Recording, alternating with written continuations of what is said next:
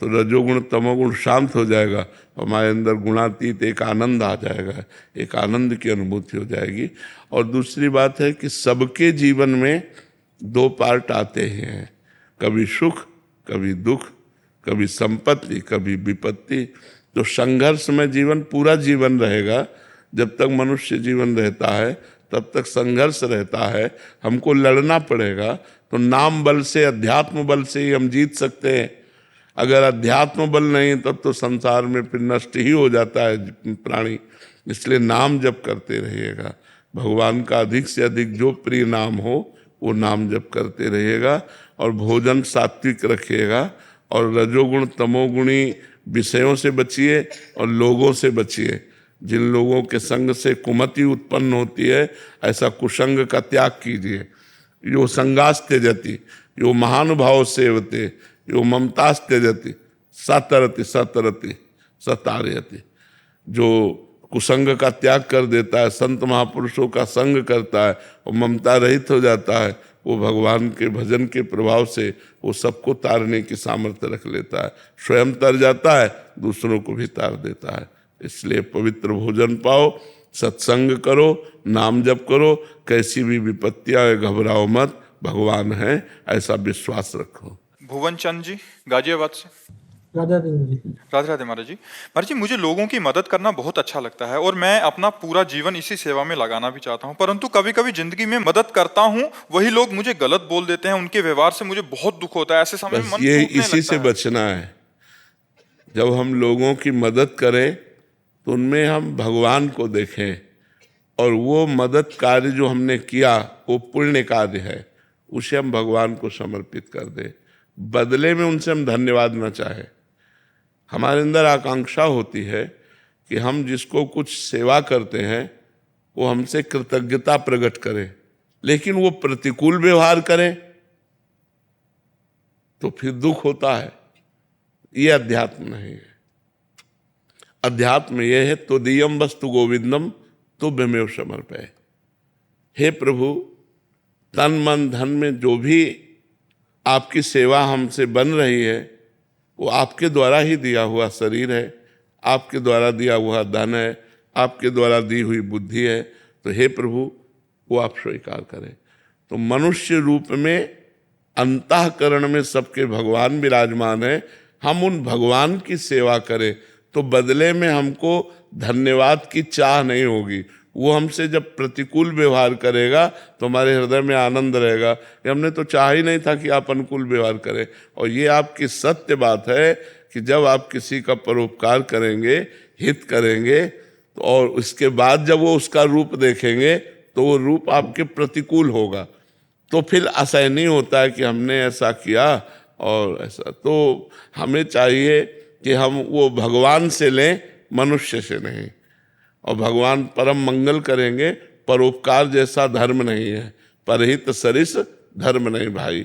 जो दूसरों का हित करते हैं ये सबसे बड़ा धर्म है। पर इसमें और भाव शुद्ध करो, दूसरों में भगवान का भाव करके वो सेवा, वो पुण्य कर्म भगवान को समर्पित कर दो। और भगवान से हमें लेना है, मनुष्य से नहीं लेना।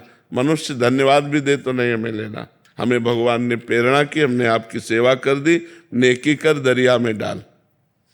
उसको ये न सोचो कि ये आदमी जिसके साथ हम हित कर रहे हैं, हमारी सोच बन जाती है, ये माया है, ऐसा भ्रम उत्पन्न कर देगी कि वो जो करेगा वो आपको दुखद लगेगा। फिर आपको लगेगा परोपकार करने का फल क्या है।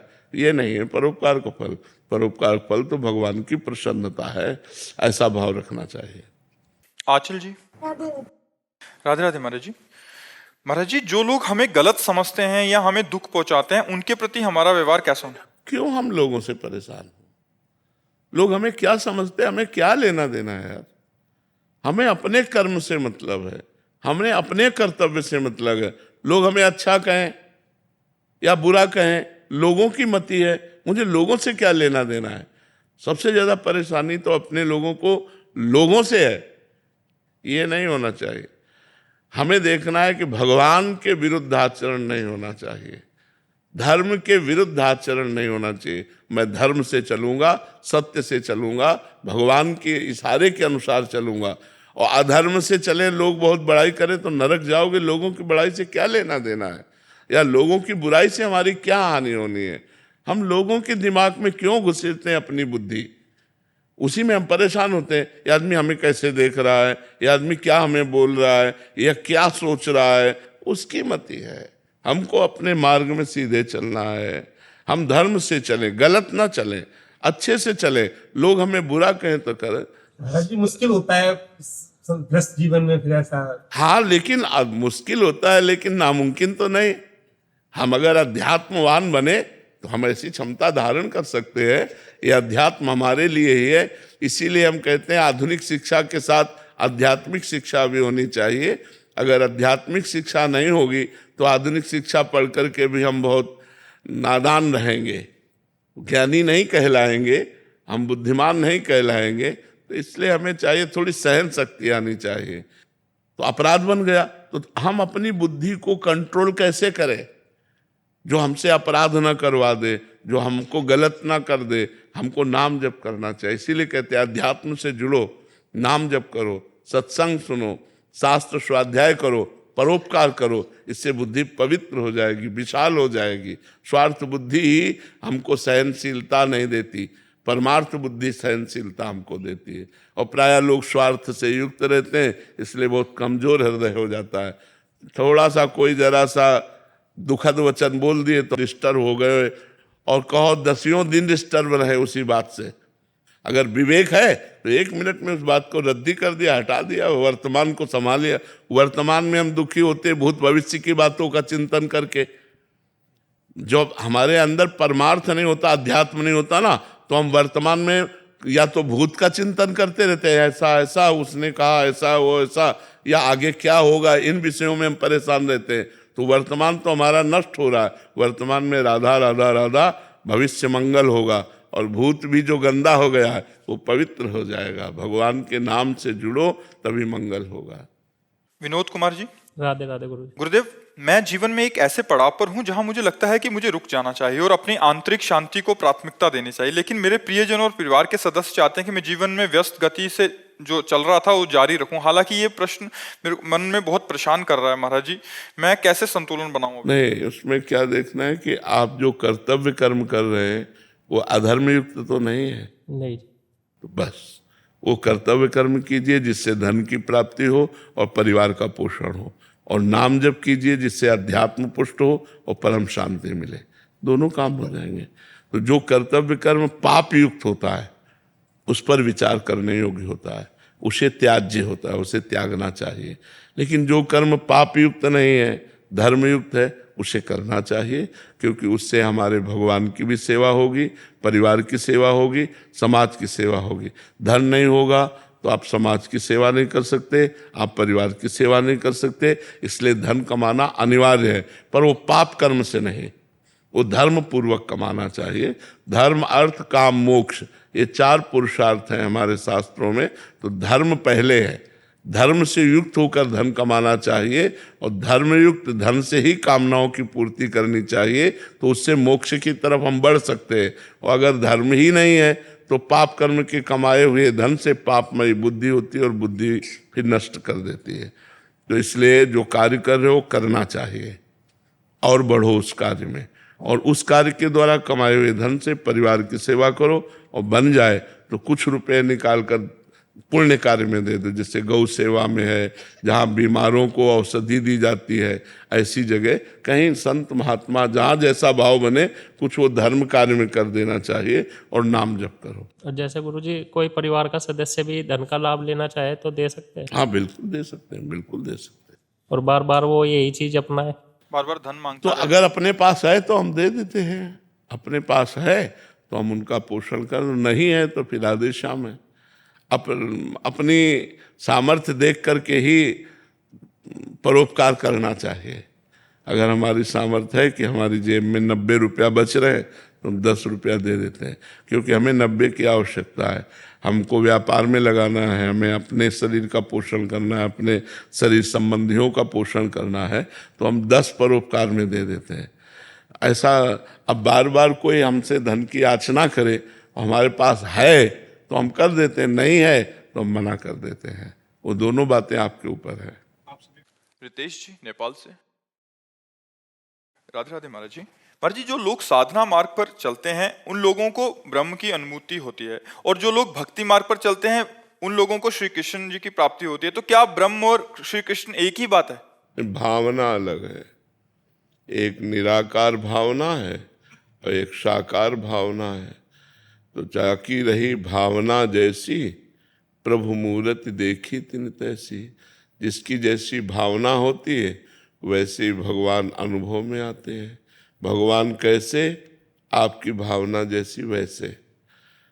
एक ही भगवान श्री कृष्ण जब कंस के रंगमंच पर पधारते हैं तो कंस को साक्षात काल, मानो मूर्तिमान काल चला आ रहा है।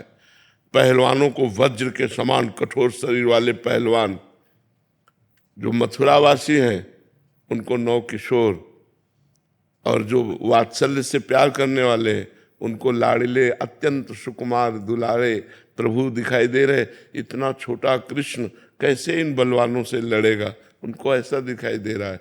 तो वहाँ जिसकी जैसी भावना थी वैसा वैसा देख रहे हैं।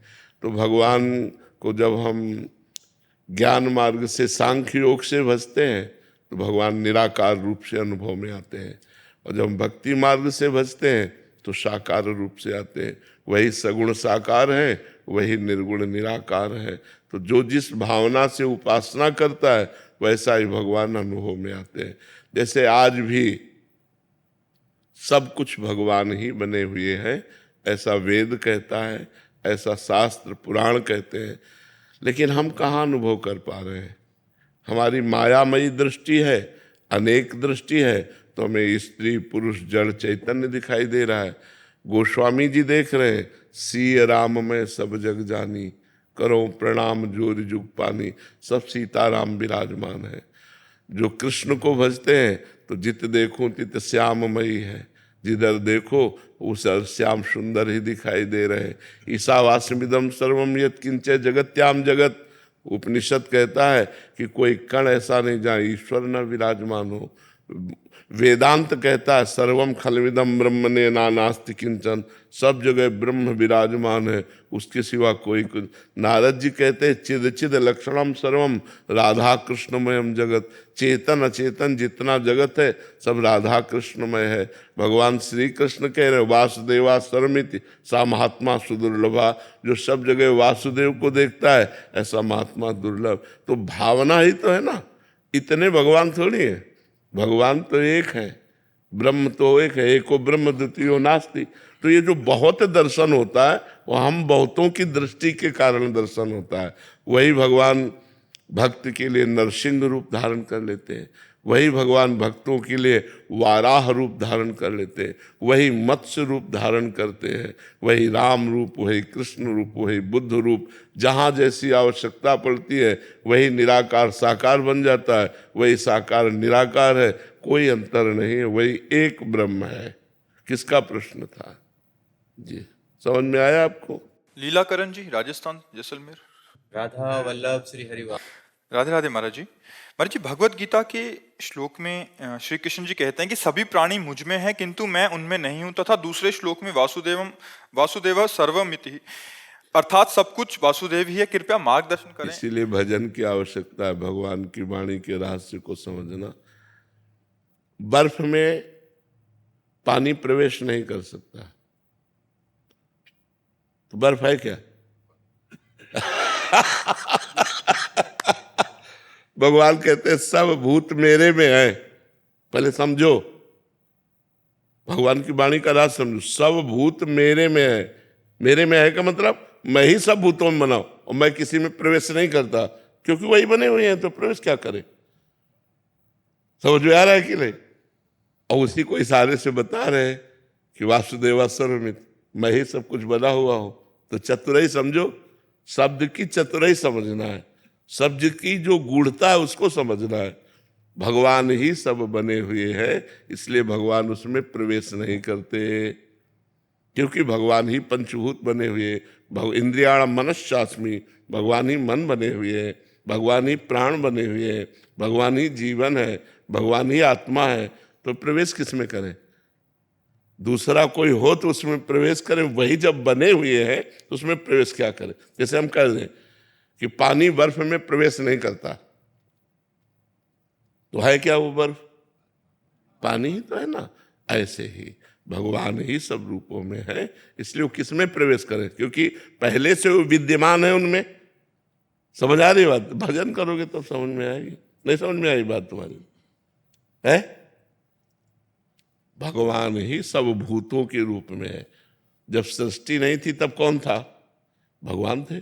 जब सृष्टि नहीं रहेगी तो कौन रहेगा? तो बीच में कौन है? भगवान ही तो है सब रूपों में। तो अब वो प्रवेश करे तो किस में करे? अपने आप में प्रवेश करना है, तो वो तो उस विराजमान है। इसीलिए कह रहे मैं किसी भूतों में प्रवेश नहीं करता, क्योंकि मैं ही भूत बना हूँ, पंचभूत मैं ही बना हुआ हूँ, वही बने हुए हैं। शास्त्रों का स्वाध्याय करो और भजन करो, तब बुद्धि का विकास होगा और उसमें ज्ञान होगा, तब ये बातें समझ पाओगे। अजीत जी देवरिया। राधे राधे। राधे राधे महाराज जी। महाराज जी, गुरु किसे माने? उसे जो अध्यात्म की ओर ले जाने के संबंधित ज्ञान दे, उसे जो हमारी व्यस्तम दिनचर्या को, जरूरतों को, लक्ष्य की प्राप्ति हेतु जो हमें मार्गदर्शन गुरु का करे, या सिर्फ अर्थ है, गुरु का सिर्फ अर्थ है अज्ञान तिमिरांधस्य ज्ञानांजन शलाकया चक्षुरुन्मीलितम येन तस्मै श्री गुरुवे नमः। जो हमारे अज्ञान का नाश कर दे। गु माने अंधकार, रु माने प्रकाश। जो हमारे अज्ञान अंधकार का नाश करके ज्ञान प्रकाशित करके ब्रह्म से मिला दे, वही गुरु। और फिर तो ऐसे शिक्षा गुरु, दीक्षा गुरु, और जो हमें सही बात बता दे, सब में गुरु बैठा हुआ है। लेकिन गुरु का सही अर्थ है संपूर्ण अज्ञान का नाश करा करके जो ज्ञान स्वरूप परमात्मा से मिला दे, वही हमारा गुरु है। और वो सिर्फ भगवान है, दूसरा कोई है नहीं। भगवान ही मनुष्य रूप में, संत रूप में, सदगुरु रूप में विराजमान हो करके हमारा कल्याण करते हैं, दूसरा कोई नहीं। जो गुरु को व्यक्ति समझता है उसका कभी कल्याण हो ही नहीं सकता। गुरु साक्षात परब्रह्म तस्मै श्री गुरुवे नमः। परब्रह्म परमात्मा ही हमारे लिए मनुष्य रूप में आकर के, क्योंकि हम परमात्मा की बात नहीं समझ सकते, तो परमात्मा हमारी वाणी में हमारे जैसे बन करके आकर हमको समझाकर अपने स्वरूप में स्थित कर देते हैं। जो हमें अज्ञान से हटाकर परमात्मा में स्थित कर दे, उसे ही गुरु कहते हैं। और तो हारमोनियम बजाने वाला भी गुरु होगा, अगर हारमोनियम सीखना है।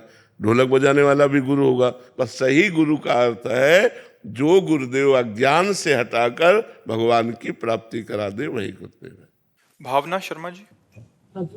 श्री हरिवंश महाराज जी। महाराज जी, हम आपके शरणागत हैं। गुरुदेव भगवान, गृहस्थी में कुछ ऐसे व्रत होते हैं जैसे करवा चौथ, गणगौर, दशा माता जी और बहुत से व्रत जो किए जाते हैं, ऐसा कहते हैं कि करने के बाद छोड़ नहीं सकते। पर गुरुदेव, हम आपके शरणागत हैं, हम इन व्रतों में रुचि नहीं रह गई महाराज जी। क्या हम अभी केवल और केवल श्री जी अगर का कोई करे तो उनको भगवान को समर्पित कर दे।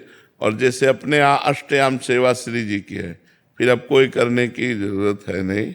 श्री जी की ही 8 पैर उपासना है, वही हमारी करवा चौथ है, वही हमारी गणगौर है, वही जो भी माने वही सब हमारे। जैसे दीपावली को लक्ष्मी गणेश जी विराजमान करके पूजन करते हैं, तो हमारे प्रिया प्रीतम है, तो हम अपने प्रिया प्रीतम को विराजमान करके करते हैं। जैसे नव दुर्गा में देवी की उपासना करते हैं, तो हमारी निकुंज देवी राधा रानी है, हम उनकी 8 पैर उपासना करते हैं। तो जो अपने घर में प्रिया प्रीतम विराजमान करके और दीक्षित हो करके, बात यह है कि रजिस्टर्ड होना चाहिए आचार्य से। अगर आचार्य से दीक्षित है और फिर ऐसी उपासना करता छोड़ देता तो कोई दोष नहीं है, उसका मंगल ही होगा, अमंगल हो ही नहीं सकता है जी। वैभव सक्सेना जी, अमेरिका से। राधे राधे महाराज जी। राधे राधे महाराज जी। महाराज जी, आज के समय में जब जीवन व्यस्त और भटकाव भरा है, तब हम अपने जीवन में भक्ति को कैसे दृढ़ कर? नाम जप के द्वारा। कुछ कर सको या ना कर सको, नाम जप तो कर सकते हो ना। काउंटर अंगुली में लिए हैं राधा राधा राधा राधा, जब काम लगा तो जेब में डाल लिया, काम कर रहे हैं। फुर्सत मिली 5 बार के लिए तो राधा राधा राधा, फिर काम में लग गए। फिर फुर्सत मिली 2 बार बोला राधा राधा, फिर काम में लग गए। तो हम अगर बहुत बिजी भी है, देखो 24 घंटे में हर घंटे कोई बिजी नहीं रहता। हम कह रहे 12 घंटे काम रख लो, तो 12 घंटे भी बराबर काम नहीं होता रहता, हमको बीच बीच में समय मिलता है। यदि ईमानदारी से उसमें भजन करें तो हम भजन काम के समय भी कर सकते हैं।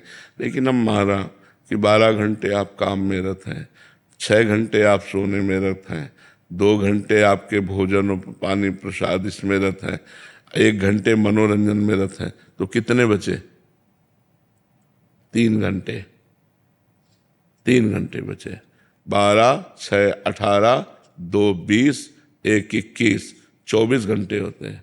3 घंटे में आप 3 घंटे भजन करो, देखो कितना बड़ा भजन होता है। लेकिन हम लोग अपना समय व्यर्थ नष्ट करते रहते हैं और बात ये कह देते हैं कि हम तो बहुत बिजी रहते हैं। आप कहाँ बिजी रहते हो? व्यर्थ के चिंतन में बिजी रहते हो। व्यर्थ का अगर कार्य ना करो और उस समय को सजो और उसे भगवान में लगा दो, तो आपके पास बहुत समय है भजन करने का, बहुत समय है सत्कार्य करने का। तो हमें लगता है हम ईमानदारी से अपने समय को भगवान में लगावें, तो हमारे पास समय है, हमारे पास निश्चित समय है। आप गणित लगा के देख लीजिए, हम आपको बता रहे हैं। जैसे 12 घंटे आप काम किए, 6 घंटे सो लीजिए, 7 घंटे सो लीजिए, तो 12, 7, 19, 2 घंटे भोजन प्रसाद के लिए, मान लो अगर 2-3 टाइम पाते हैं तो 2 घंटे भोजन प्रसाद के लिए, 21, 1 घंटे मनोरंजन के लिए रख लीजिए, 22, तो 2 घंटे बचे। अब बताओ, ईमानदारी वाला है नहीं समय का विभाग? 2 घंटे भजन करोगे तो पता है 2 घंटे भजन बहुत होता है। आप करके तो देखो।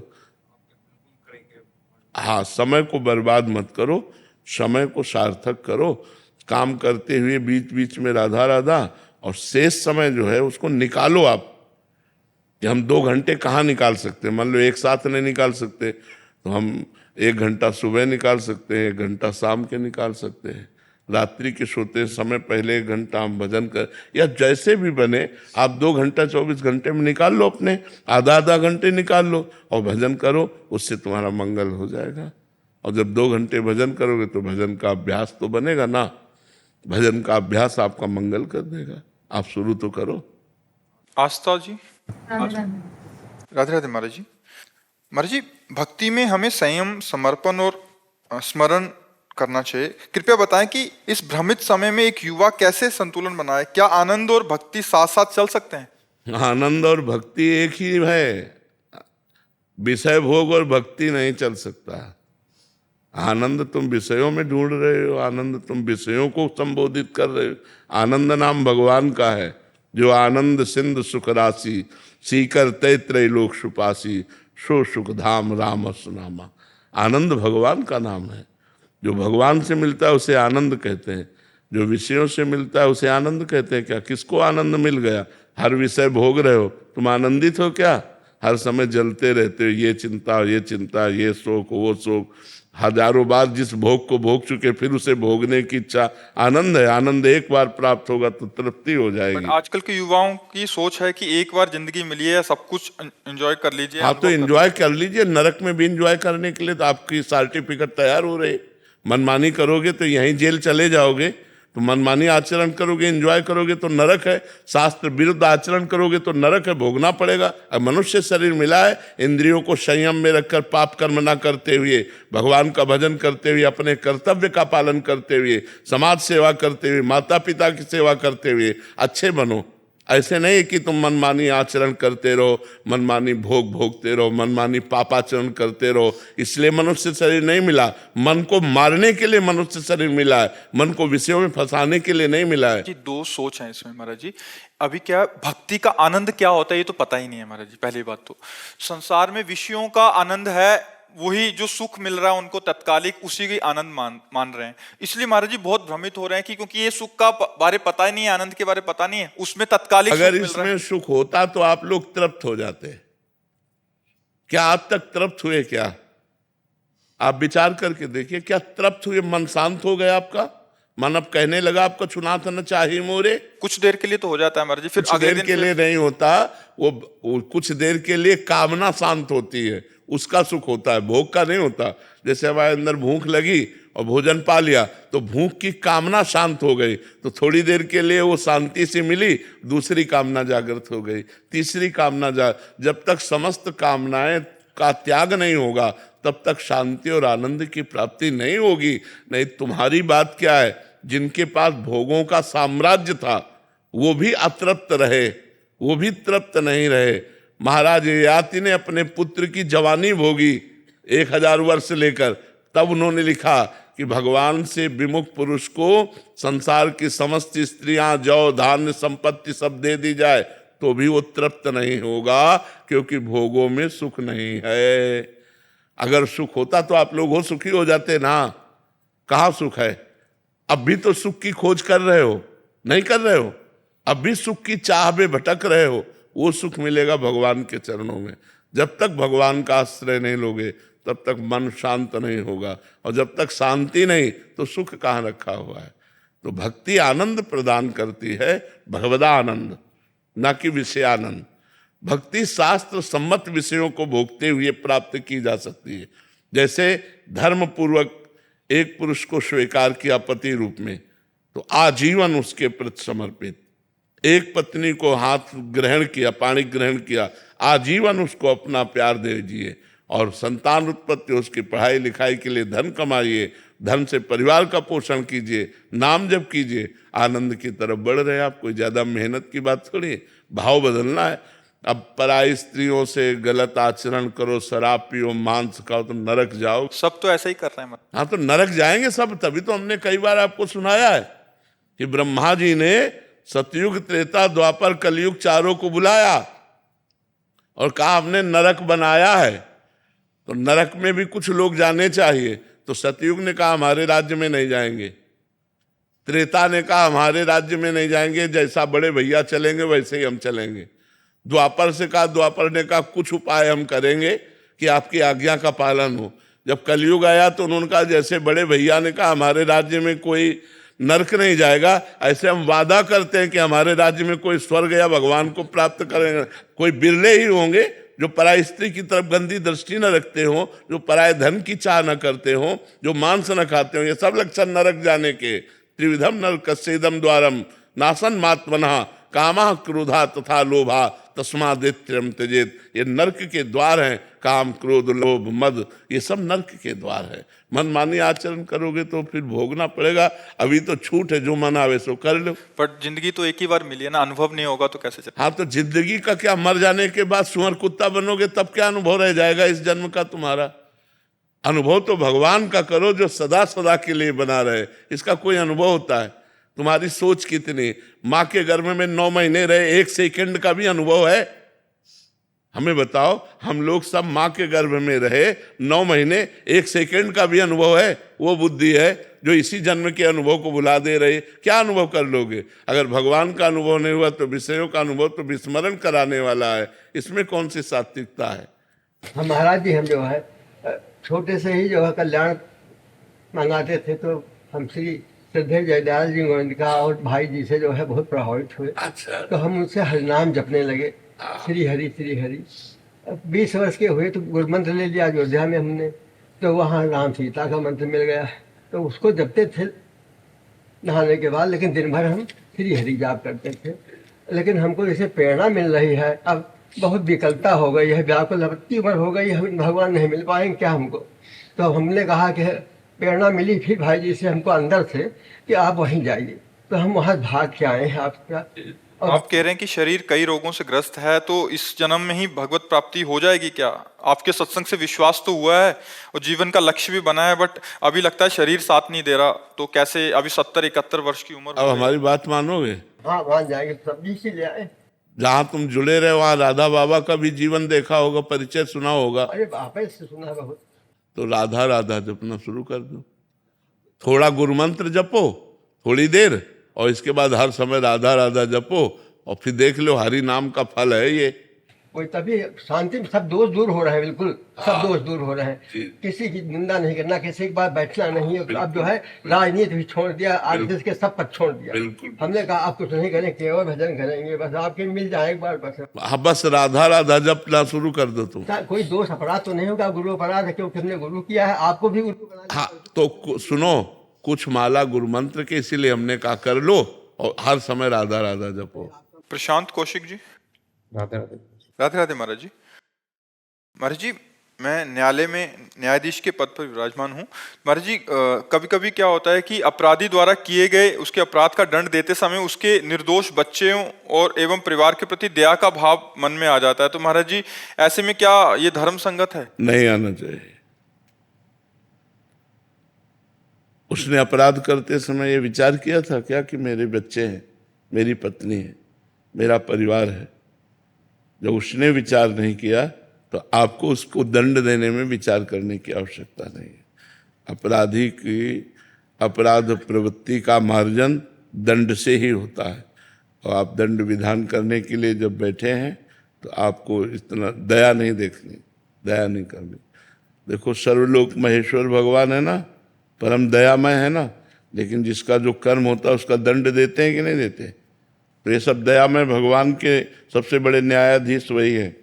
उनके न्याय में दया है, लेकिन जो कर्म किए हैं उनको भोगना पड़ेगा।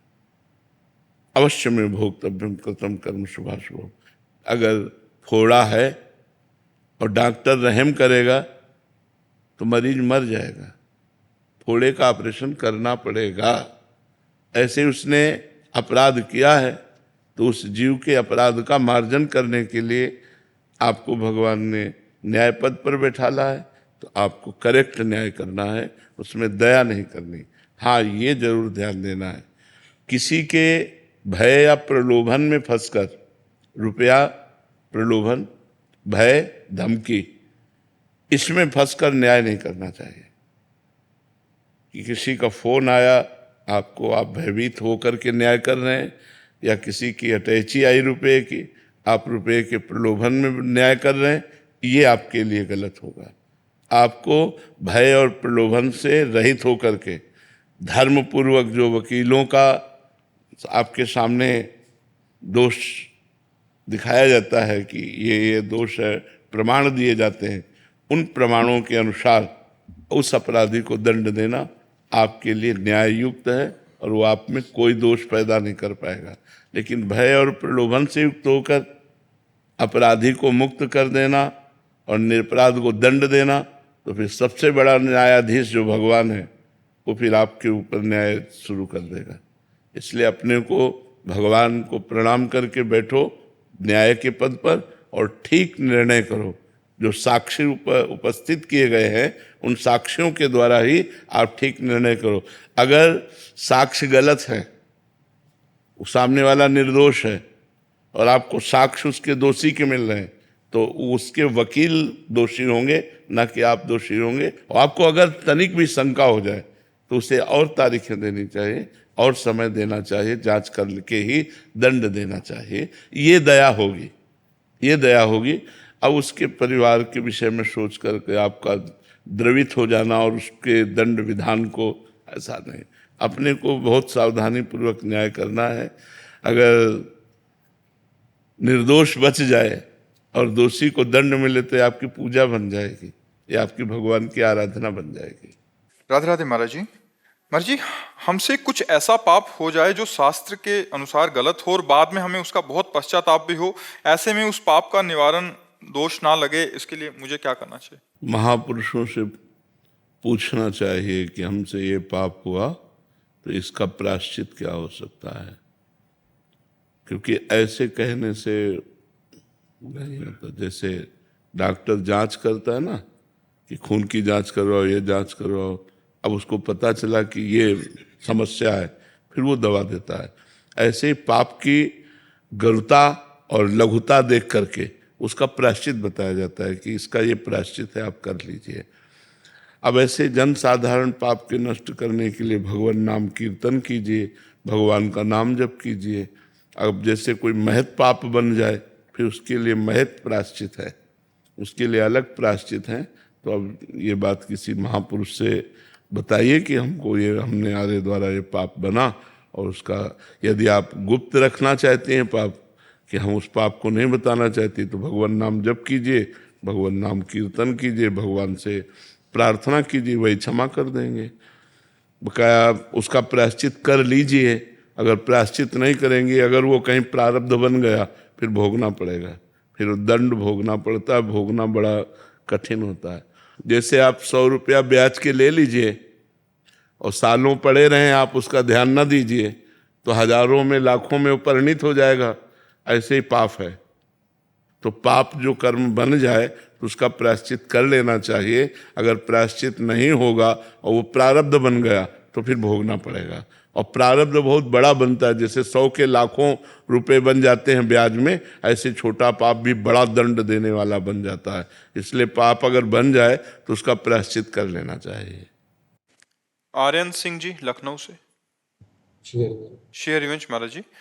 गुरुदेव, इस संसार में परिवार में हर कोई स्वार्थ का खेल खेल रहा है। स्वार्थ की पूर्ति पर तो प्रेम सम्मान मिलता है, परंतु स्वार्थ की पूर्ति न होने पर उनके प्रति व्यवहार उनका परिवर्तित हो जाता है। महाराज जी, सब जानते हुए भी महाराज जी फिर भी मतलब उनसे उदासीनता नहीं हो पा रही। हाँ, इसी का नाम माया है, इसी का नाम माया है।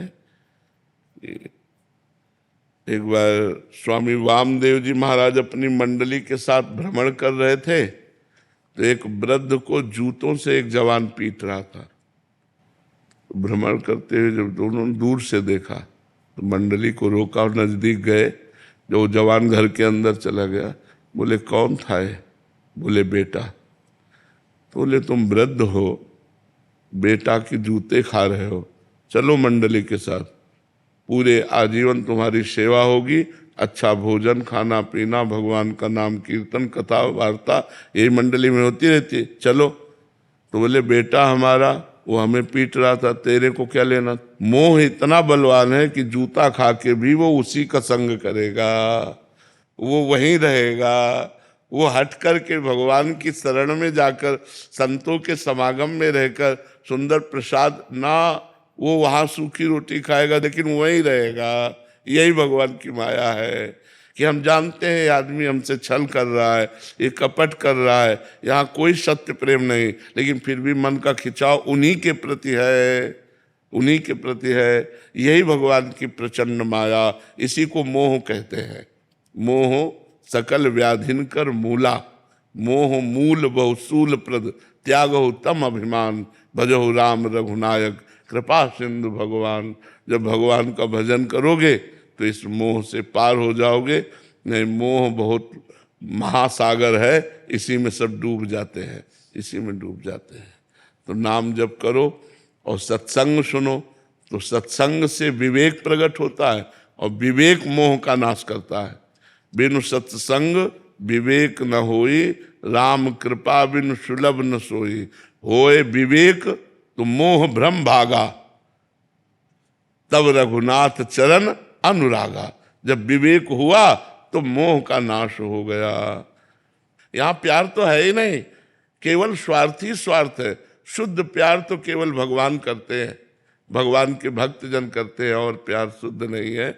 पर ये हमारा मन जानते हुए भी उसी मोह में फंसता है, क्योंकि विवेक नहीं है, ज्ञान नहीं है। विशुद्ध ज्ञान प्राप्त करने के लिए भजन करना पड़ेगा, सत्संग सुनना पड़ेगा।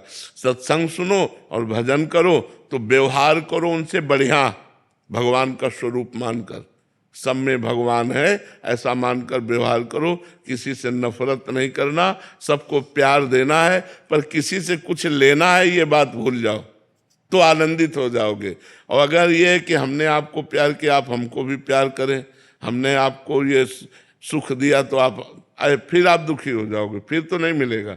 आप लाखों का सहयोग कर दो और जब आपका नंबर आएगा तो आपको पहचानेगा नहीं, वो आपको नहीं पहचानेगा, तब आपको दुख होगा कि ये वही व्यक्ति है जिसको मैंने इतना सहयोग किया और आज हमारी तरफ देखता भी नहीं। संसार ऐसा ही है, ये 100% बात है, संसार ऐसा ही है। इसमें अपने स्वार्थ की पूर्ति के सिवा और कुछ नहीं। ऐसी स्थिति में क्या करना चाहिए कि हम पूरा हित कर रहे हैं सामने वाले का, और फिर वो आज समझ नहीं रहा कि कल हमने क्या किया। हाँ, तो हमें चाहिए कि हम जिसका हित कर रहे हैं उसमें भगवान देखें, और जो कुछ उसको समर्पित किया वो भगवान को समर्पण कर दे और उससे कोई मतलब न रखे, तो भगवान की कृपा हमको मिलेगी, भगवान हमको संभालेंगे। नहीं तो हम दुखी हो जाएंगे और हो सकता है हमको उससे द्वेष हो जाए, उससे लड़ाई झगड़ा हो जाए कि हम इतना हित किया और ये हमारा कुछ भी एहसान नहीं मानता, नहीं मानेगा। संसार ऐसा धोखेबाज है। अरे एक्सपेक्टेशन नहीं रखनी चाहिए किसी से कुछ उम्मीद ही मत। हाँ बिल्कुल, यही सबसे बड़ी बात है। हम किसी से उम्मीद ना रखें, दूसरों की उम्मीदों को पूरी करें, पर हम किसी की उम्मीद ना रखें तो सुखी रहेंगे। और वो कर्म हम भगवान को समर्पित कर दें जिससे हमारा काम बन जाएगा। हाँ, मान लो आपको 100 रुपया दिया तो हम ये मान के दे रहे कि इनके अंदर भगवान बैठे, ये ले तो दियम वस्तु गोविंदम तो ब्रह्मेव समर्पय, आपकी वस्तु आपको समर्पित, तो इससे हमारी भक्ति बन गई और तुमसे कोई उम्मीद नहीं रखते तो हमें कभी कोई दुख नहीं होगा। ये बहुत सुंदर बात है। रुपेश जी। श्री हरिवंश। राधे राधे महाराज जी। महाराज जी, हम जिस कह रहे हैं कि जिस ऑफिस में काम करते हैं, पहले तो घर से करते थे काम, तो अपनी भजन साधन सब ठीक हो जाता था। अभी ऑफिस जाना पड़ रहा है तो वहाँ जूते डाल के ही जाना पड़ता है, तो बाथरूम आदि में भी वही जूते लेके जाते हैं। तो फिर जो माला का नियम है महाराज जी, उसमें बड़ी दिक्कत।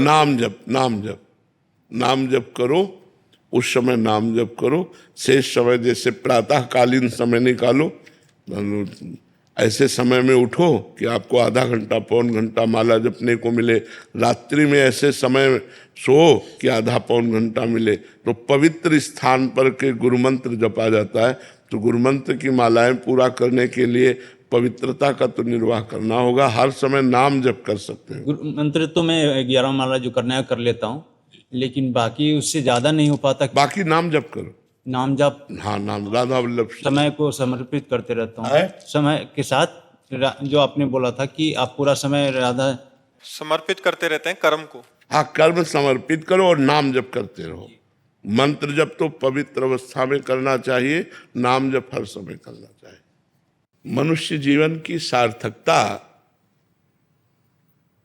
जो राष्ट्र सेवा मिली हुई है, समाज सेवा मिली हुई है, उसको यदि हम ईमानदारी से धर्म को साक्षी करके और जितना हमको अधिकार मिला है उसके अनुसार हम सेवा करें और भगवान का नाम जप करें, तो अन्य कोई पूजा बने ना बने उस पर भगवान की विशेष कृपा होती है।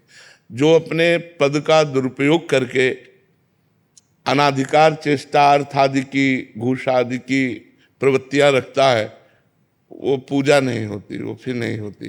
नहीं तो भगवान अर्जुन जी को सन्यास निषेध कर रहे हैं। वो कह रहे मैं सन्यास लेकर भजन करूंगा, युद्ध नहीं करूंगा। भगवान निषेध कर रहे हैं कि तुम्हें सन्यास नहीं लेना, तुम्हें युद्ध करना है। तो ऐसे ही अपने अपने कर्तव्य को जो पूजा मान ली जाए और भगवान का स्मरण किया जाए। मां मनुस्मर युद्ध च, शर्त है मेरा स्मरण करते हुए अपने कर्तव्य कर्म को करो, तो उससे निश्चित भगवत प्रसन्नता होती है, भगवत प्राप्ति होती है। क्योंकि इस जन्म में पूर्व जन्म का कोई पुण्य रहा, मनुष्य बने, अधिकारी बने। अब अगर हम इस जन्म में कमाई परमार्थ की नहीं करते तो अगला जन्म किसका होगा, किस योनि का होगा, अपने को कुछ पता नहीं। तो अपने को ऐसा अगला हिसाब बना लेना है कि कम से कम फिर मनुष्य जन्म मिले, हम फिर भगवान की और राष्ट्र की सेवा कर सके, फिर भगवान का चिंतन कर सके। इसलिए नाम जप जरूर करते रहिए। जो भगवान का नाम प्रिय हो आपको, वो नाम जप जरूर करते रहिए और धर्म पूर्वक अपने पद का निर्वाह करते रहिए। बड़े गुरु जी की बनाना चाहते हैं, आपकी इजाजत से इसकी। हम कैसे कह दें, हम वैसे सिद्धांत एक है, लोग जानते नहीं हैं। जब तक जो महापुरुष जीवित हो तब तक उसकी मूर्ति नहीं बनानी चाहिए। सिद्धांत है कि जब तक वो इस धराधाम पे मूर्तिमान हो, तो पिक्चर ले लेना अलग बात है, चित्र ले लेना, मूर्ति का निर्माण तभी किया जाए जब उन महापुरुष का शरीर पूरा हो जाए। तो अपने गुरु जी के लिए हम अनुमति नहीं देंगे। ठीक है महाराज जी, जो लोग आपकी भी बनाते हैं उनके लिए भी यह हिदायत। हाँ, वैसे प्रार्थना यही है कि शास्त्रीय सिद्धांत है कि गुरु की पिक्चर चित्रपट ले ले और उसे पूजा में विराजमान करे, लेकिन मूर्ति का निर्माण तभी जब वो महापुरुष निकुंज चले जाए तब करना चाहिए। जिनको पता नहीं है ना, तो वो ऐसे कर लेते हैं। राष्ट्र सेवा स्वयं भगवान की सेवा है। अगर हम कभी भय और प्रलोभन से प्रभावित ना हो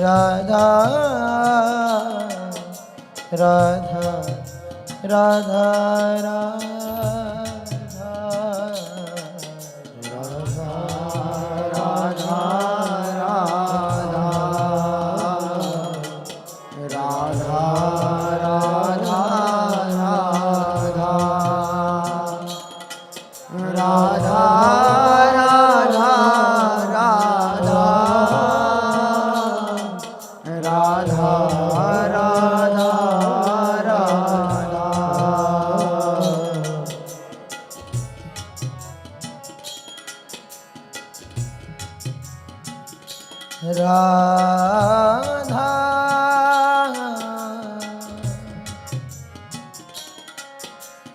राधा राधा राधा राधा राधा राधा राधा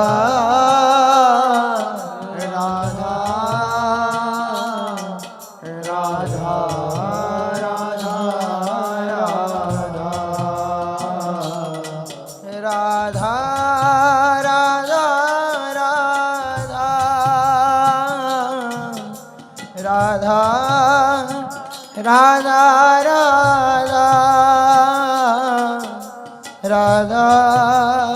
राधा राधा राधा राधा राधा